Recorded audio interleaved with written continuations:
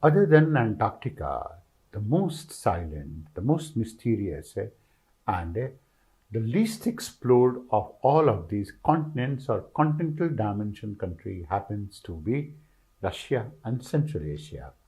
Russian Central Asian region extends all the way from north, from the Arctic towards the east, including Siberia to the Pacific Ocean, and then towards west, all the way to the Carpathian Mountains, to the Black Sea region and the Caspian Sea region.